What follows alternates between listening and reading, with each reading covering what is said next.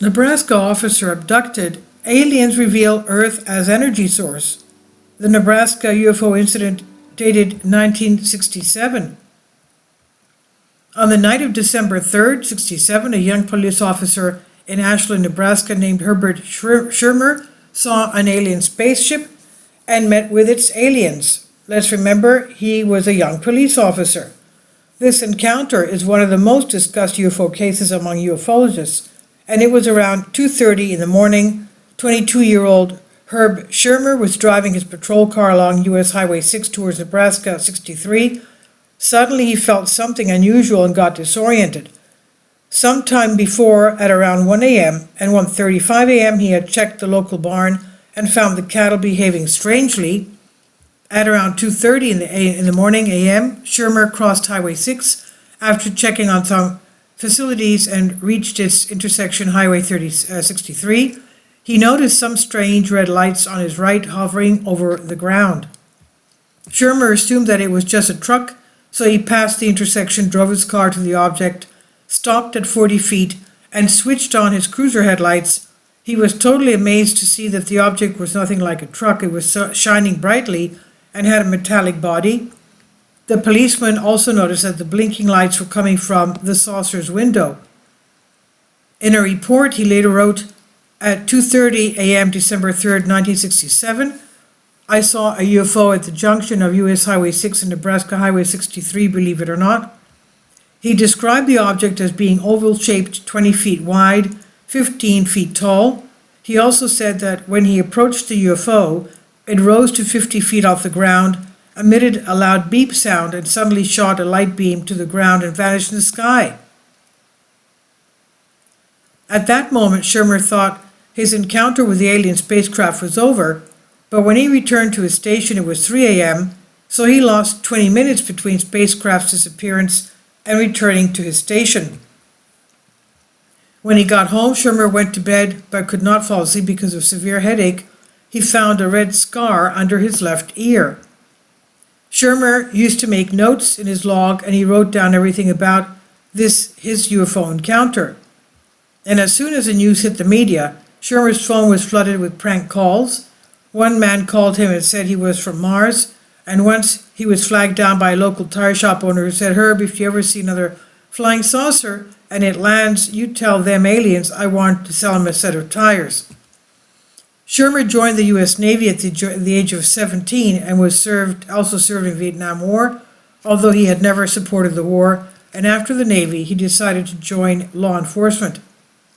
The policeman struggled to remember what had happened to him in the 20 minutes following the UFO encounter.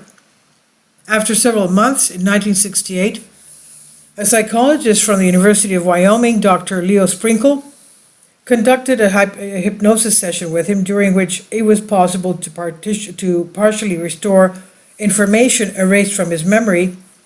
Those hypnotic sessions were conducted by the Condon Committee, a University of Colorado project funded by the U.S. Air Force. Schirmer said that the engine of his car stalled and the radio turned off.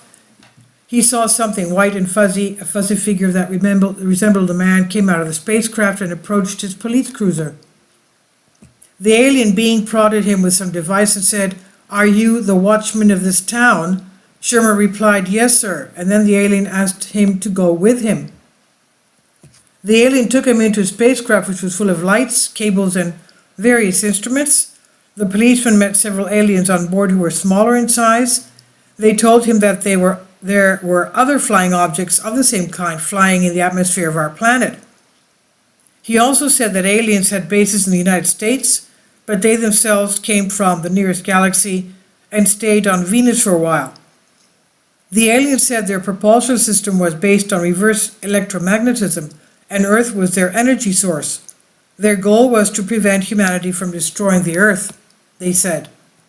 After further investigation, which included hypnotic regression, Sprinkle worried about the perceived bias on his part, and he wrote, "The writer, Sprinkle, believes that there is sufficient empirical evidence to support the views that the following phenomena exist: hypnotic processes or varying levels of awareness, extrasensory perception and psychokinetic processes, ESP or Psi processes, and spacecraft flying saucers from extraterrestrial sources which are controlled by intelligent beings who seem to be conducting an intensive survey of the Earth.